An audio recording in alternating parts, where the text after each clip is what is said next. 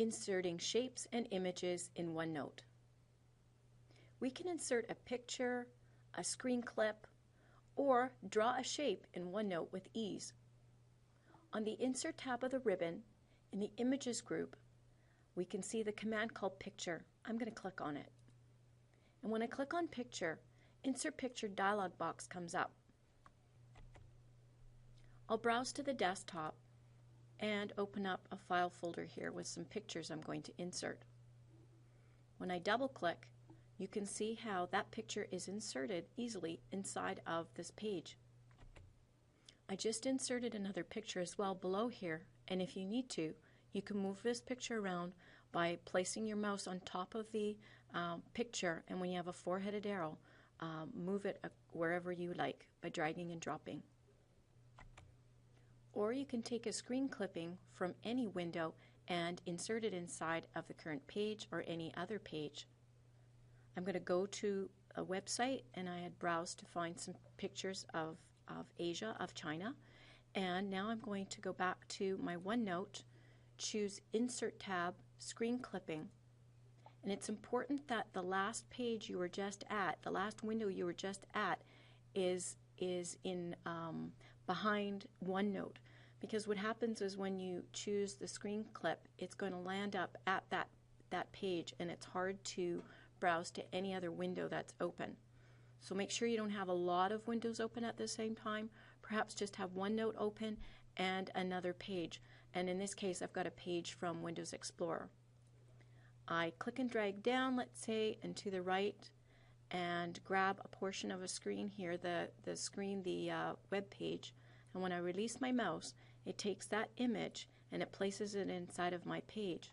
And what's nice too, it gives credit where credit is due, where this screen clip came from, and in this case you can see the website where it's located and the date and the time that the screen clipping was taken. I'm going to collapse some of my tabs here on the side so we can see these pictures. So I'll position myself over here and collapse this page, and then I'll collapse my notebook's navigation bar. And now you can see these pictures more so. And don't forget, you can go to View, and if you want, you can take the zoom down to, let's say, 75%, and you can see some of the pictures now.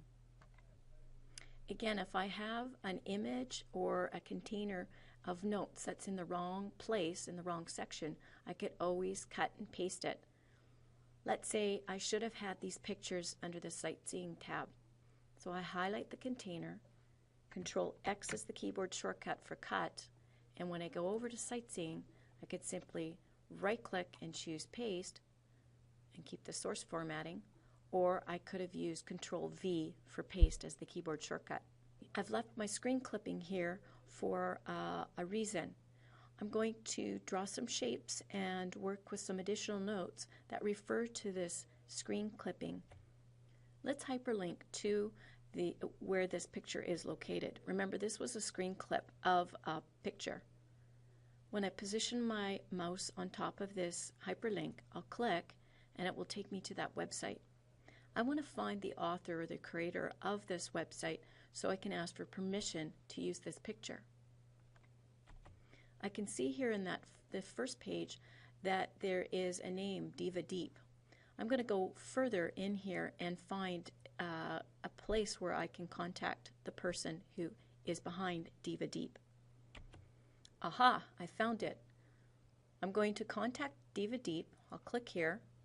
So I'm just going to copy this email address and place it inside of my OneNote page. I'm about ready to paste, and here I've got the webmaster's email address, and I will contact this person so I can get permission to use this picture in maybe an advertisement or something like that. Webmaster's email address. Remember, folks, these are my notes. It's not like I'm setting up these notes to print and hand out to a massive audience. These are my notes so that I can come back here and refer to them and know what I need to do next. So I'm simply going to freehand draw an arrow here to refer to this is the picture, the screen clip and this is the email address for this screen clip.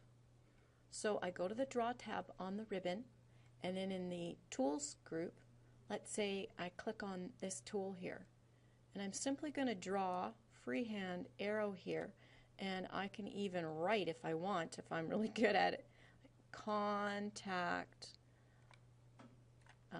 name. I know, not as great as some of you artists out there, but I want you to see that you can actually write using your markers here. It would probably make sense, though, to have another container to write some notes in. So you see how my most symbol has changed to a marker. How do I get it back so it's that selection tool? Over here on the Draw tab, we can see our first command. Where it says Select and Type, I'm going to click on that command, and once I'm here, I'm back to my Select and Type mouse symbols. So when I click here, I can just type in what I want here to tell me what to do with this screen clip. Now we're going to, before we leave this module, we're going to work with Insert Shapes.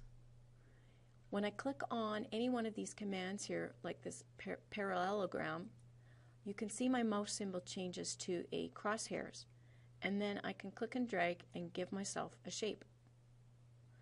We can work with color and thickness beforehand if you want, before we insert the shape. And once I'm here, I can indicate the pen line thickness or highlighter. How about this size here, 2.0 millimeters, and I'll choose red, click OK, and once I do that, it affects what's selected here. Now it becomes the new marker for my next shape. So I can work with this diamond and create myself a diamond here if I like.